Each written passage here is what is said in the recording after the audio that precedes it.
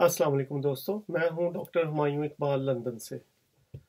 वो आज की धमाका खेज खबर तो आपने सुन ही ली होगी। शायद इससे बड़ी खबर मैंने अपनी ज़िंदगी में नहीं सुनी। जितनी भी खबरें आप चेक कर लें, अगर आप एक order of the government state के बारे में अगर आप थोड़ा सा भी इल्म रखते हैं तो आपको ये समझ लग जाएगा कि ये जो आरिफ अलवी साहब ने आज स्टेटमेंट जारी की है अपने आप को कवर करने के लिए, वो मैं इंशाल्लाह अभी डिस्कस करता हूँ कि कैसे, क्यों मैं कह रहा हूँ कि अपने आप को कवर करने के लिए, क्योंकि वो तो डॉक्यूमेंट्री एविडेंस। तो वो कवर करने के लिए जो इन्होंने किया है, ये इससे बड़ा मैंने डिज़ास्ट्रस जो है वो चीज़ नहीं देखी है अपनी 50 साल ज़िंदगी में। अब हुआ क्या है, सबसे पहले आप ये ज़रा देख लीजिए कि इनकी करंट स्टेटमेंट उन्होंने ये जारी की है कि जी ये जो दो बिल आए थे जो कि बहुत ही कंट्रोवर्शियल थे, जिसके साथ के पीटीआई के वर्कर्स को ख़ास तौर पे अभी रगड़ा लगना है, बहुत सारी फैमिलीज़ हो सकता है तबाह बर्बाद हो जाए उसकी वजह से। अगर वो सही तरह से अगर इन्होंने इंसाफ के साथ चीज़ें ना की, जो कि लग रहा है हमारी मुआशरे में तो पहले ही कहाँ होता है, मिसिंग पीपल के केसेस आप देख लें या वैसे आप देख लें, अरसलान का वाक़या देख लें क्या हुआ उसके साथ, बहरहाल जो बच्चे के वो हुआ है, फिर और बेशुमार हर दूसरे दिन वाक़यात होते रहते हैं। तो ये तो आपने एक लाइसेंस टू किल वाले बिल हैं तकरीबन ऑलमोस्ट के जिस जो अब ये कह रहे हैं कि जी ये बिल मैंने तो वापस भेजने का कहा था और मेरे अमले ने मेरी खिलाफ वर्जी करते हुए हुक्म की, वो वापस नहीं भेजे और या मेरे दस्तखत मैंने नहीं किए, तो अब वो बिल बन गया है और अब वो माफ़ियाँ मांग रहे हैं लोगों से भी जिनके साथ अब जुल्म होने हैं, और अल्लाह से भी माफ़ी मांग रहे हैं। अब यह कैसे फ्रॉड लगता है, मैं आपको अब फैक्ट्स डिस्कस कर लेते हैं। अब है क्या, सबसे पहले आप देखें कि ये बिलों का प्रोसेस होता क्या है। आर्टिकल 75 है कॉन्स्टिट्यूशन का जो इस सिलसिले को डील करता है। पार्लियामेंट एक बिल बनाती है, जो भी जैसे, अब इस चीज़ को हम अभी थोड़ी देर के लिए साइड पे रखते हैं, वो सही है गलत है जो भी है, जैसा भी वो उन्होंने एक बिल बनाया। असूली तौर पे उनको सही अच्छे बिल बनाने चाहिए, लोगों के फ़ायदे के लिए बनाने चाहिए, लेकिन जिस तरह माशाल्लाह हमारी पार्लियामेंट थी जो पिछली, और जिस तरह के हमारे माशाल्लाह अभी तक पॉलिटिशियंस रहे हैं, तो ये क्या अब इसके बारे में बंदा बात करे।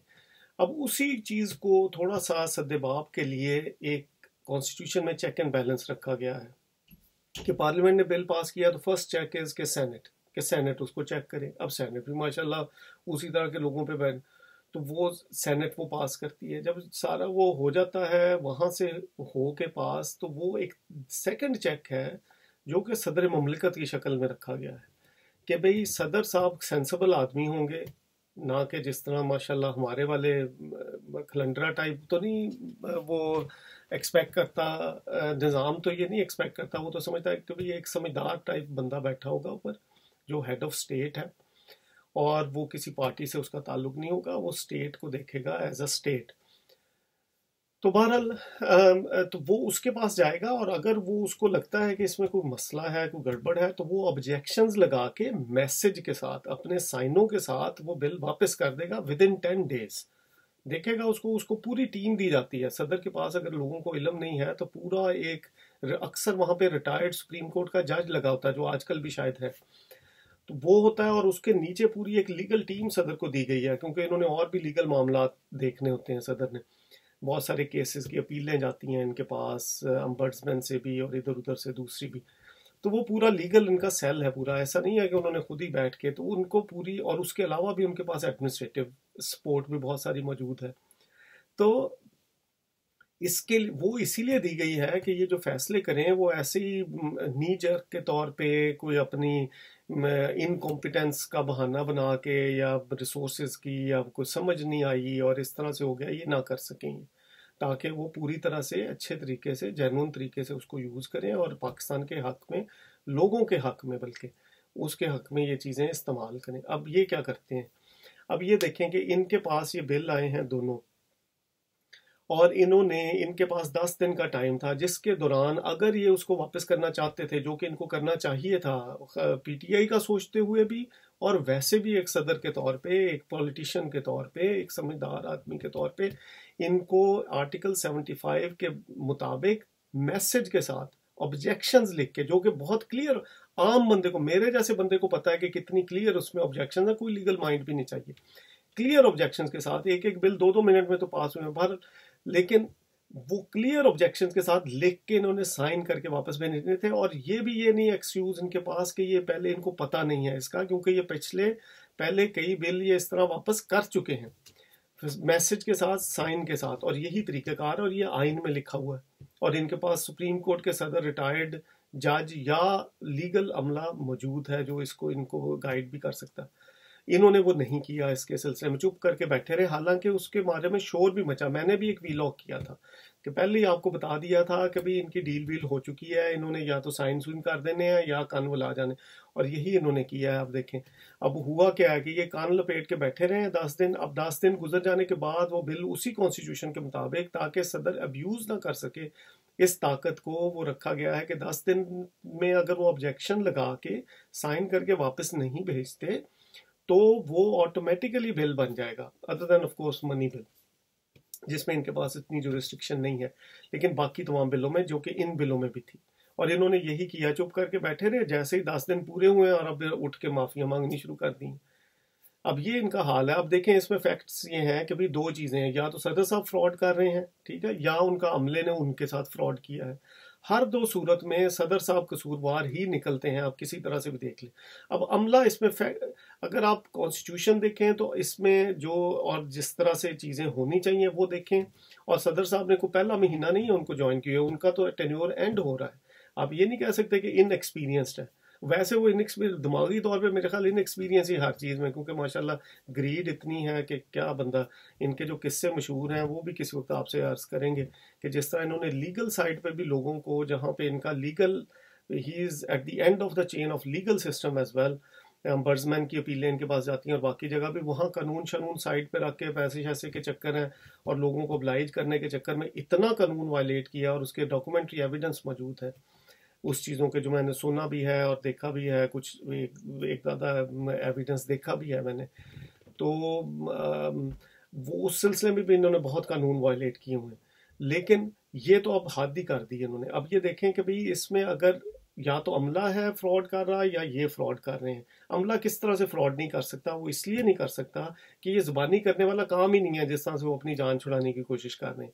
ये अगर इन्होंने करना था, अगर इन्होंने बिल वापस भेजना था तो इनको एक मैसेज लिखना था, इन्होंने उसमें ऑब्जेक्शंस लिखनी थी कि किस वजह से ये वापस भेज रहे हैं बिल, क्या इनको एतराज़ है इस पे। वो एतराज़ इन्होंने फिर साइन करके वो देने थे, तो वो दिखा दें लोगों को कि क्या इन्होंने किए थे और किसको दिया, किस सेक्रेटरी को इन्होंने। इनका पूरा एक सेक्रेटरी है इनके पास पूरा एक अमला है, पूरा एक, देखें इतनी बड़ी बिल्डिंग है इनको, जिसमें जगह जगह हज़ारों लोग भर्ती किए हुए हैं, जो टैक्स पेयर के पैसे से इनको सारा अमला मिलता है सपोर्ट के लिए। और आज ये खड़े होकर कह रहे हैं कि जी मैंने तो ये किया ही नहीं, मैंने तो वापस भेजने का किया था। तो इससे साफ पता लग रहा है कि he is trying to fraud. जिस तरह इनकी शुरू में भी हम देखा था तस्वीरें लेट के, नॉन सीरियस सी नेचर है, मतलब आप हैरान नहीं होता है बंदा। फिर वो पार्टियों के इनके किस्से चलने शुरू हो गए, वो तस्वीरों से जान छूटी थी, वो बेंच पे लेट के खिंचवाते थे जो खिंचवाई थी, और सोशल मीडिया पे अपना एयरपोर्ट वाली। और फिर उसके बाद ही इनकी पार्टियों के चर्चे शुरू हो गए, फिर वो जो निशान इम्तियाज़ और वो जो चीज़ें थी उसके वो शुरू हो गया। और अब ये मतलब इस तरह की, अब इन्होंने इस हद तक ये चले जाएंगे कि भाई ऑर्डर ऑफ द स्टेट एक होता, ऑर्डर को ये चैलेंज करना शुरू कर दिया है। चलें बहरहाल, अब जो हो गया, अब इनका माफ़ी मांगने का कोई चक्कर नहीं है।